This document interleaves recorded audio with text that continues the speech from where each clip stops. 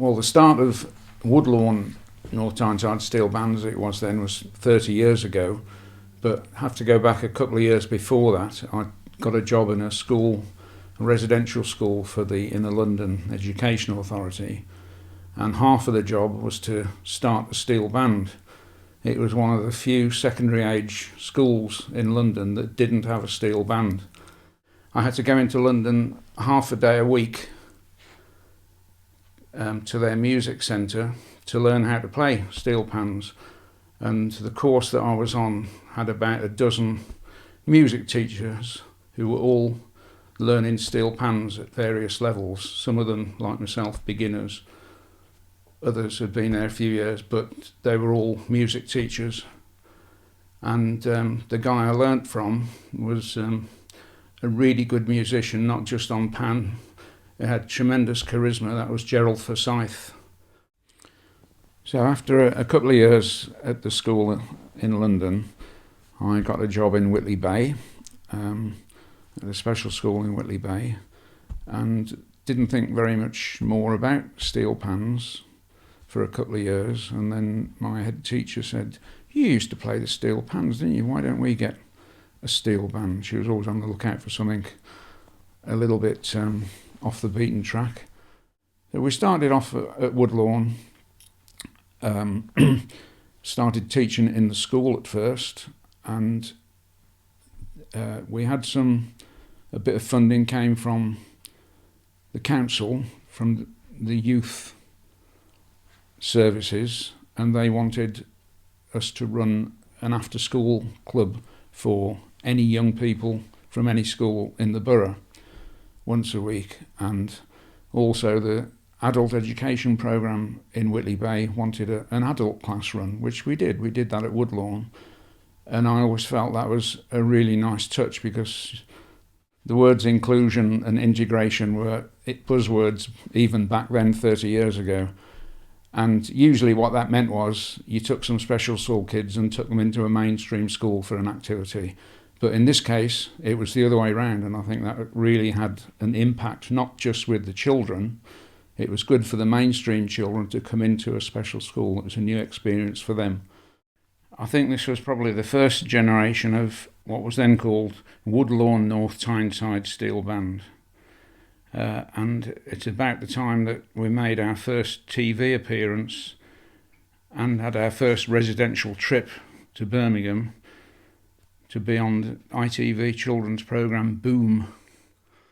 After a couple of years, the activities of the band, it took off so, it just grew organically. I'd never thought of this before. I just thought we were going to teach a few bits of music. We might play for assembly or for a concert or a church fete or something like that occasionally. But as soon as word got round in the community, people wanted us to play. We played at churches. We played at one or two places like Sainsbury's, which gave us some of the original funding. And it just mushroomed. Very quickly we were playing at things like Caribbean evenings.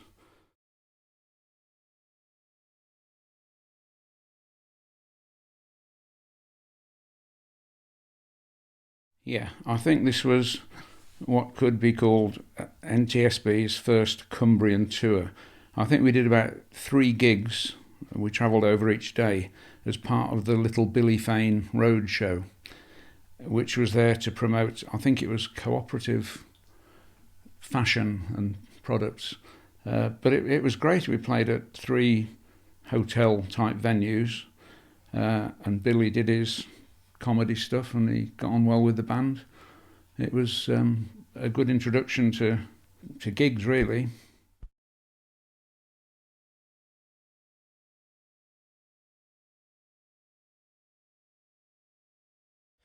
A really good thing that we've done over the years, it was go down to the National Youth Arts Festival in Devon. We went down a couple of times. It was really, really good. There was youth groups from all over the country, well, all over the UK, really. And made some really, really good friends there. But it was all kinds of different things. There was music, art, drama, and everyone had to go around doing each other's activities and taking workshops with all of the other groups, and then coming together, and you were there for a week. coming together at the end of the week and doing a big, huge parade and a massive party at the end of it. And one of our most memorable gigs was down there as well on the helipad, right on the seafront in Ilfracombe. And that was really, really, really good, memorable, top gig. Really good.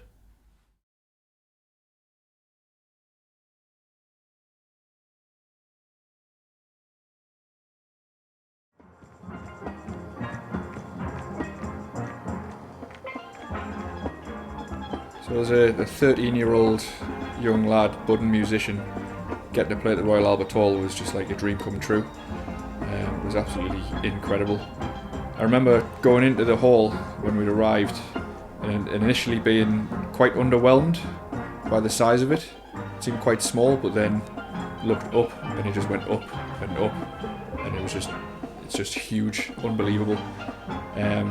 The gig we played in the round, so we're surrounded by people, and it was just phenomenal. Actually playing at the Royal Albert Hall was incredible. Just to play in a venue that grand was amazing. Like, never been in a theatre so beautiful, and the stage we had was amazing as well because we were just surrounded by people. Obviously the lights came on, we counted in music. It was absolutely awesome. It was one of the best things I've ever seen in my life. Jan and Sandra and I and Mike, we decided to take a box and a really good view. And just to make a real occasion, Jan, Sandra and I had tiaras on. But the band were absolutely awesome. It was truly amazing. I think we all couldn't believe our luck the second time we got through the Albert Hall. The first time was the cherry on the cake, and to actually get to do it all again twice was unreal. It was a great experience. It was part of the Music for Youth proms, BBC proms, and it was one of the best gigs that I think I've ever done. It was a great experience playing in the Albert Hall. We went down an absolute storm. Everyone was singing along, and I think it's a gig that I will remember forever.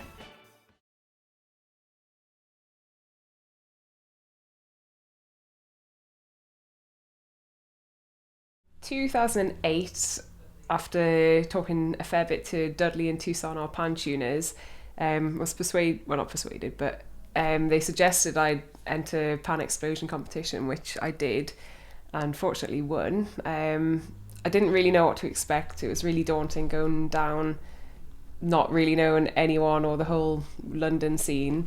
I was really, really well received, which was nice.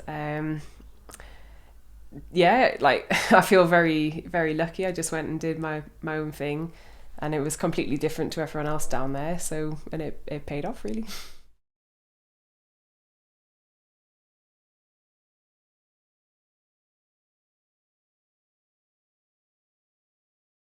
Hi, my name is Jan. I've been with Precious Metal now for, I hate to admit it, nearly 20 years.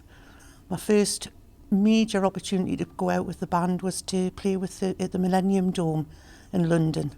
I've got some fantastic memories. I wouldn't miss coming here because we've got such a good atmosphere. We'll have a good laugh, a good time, and hopefully play a little bit of good music. Hello, I'm Peter. I've been in the band since the mid-90s. I first joined when I taught at Tynemouth College, and they set up the Precious Metal band then. I love coming to Wednesday nights. It's a break from the everyday life. Most of the tunes I like. There's one or two that I'm not too keen on, but really it's a really good atmosphere. Karina runs us really well. We have a good natter, we have a good laugh, and we have so much fun.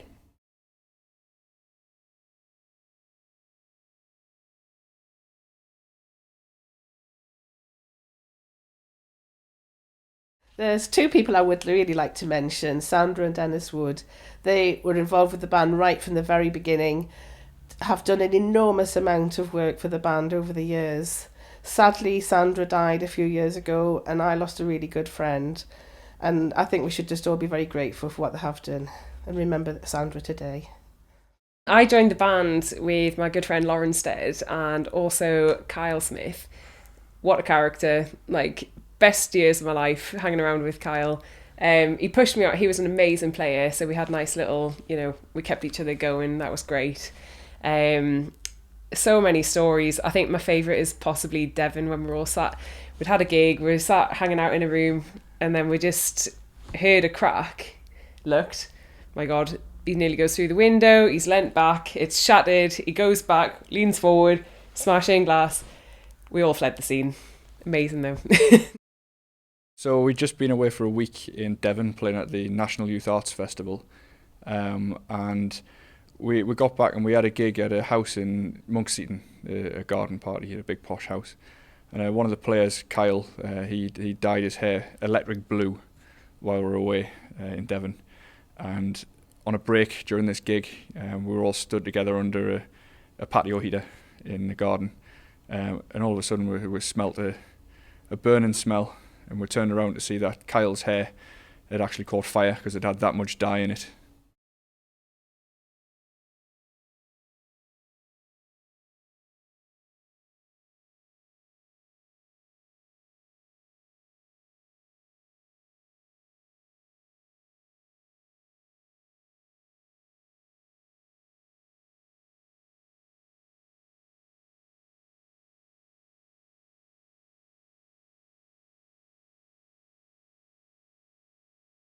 So back in 2009 we went to Switzerland for the Kudrefan Steelband Festival. It was the first time we'd been abroad with the band, so it was a really exciting time for us.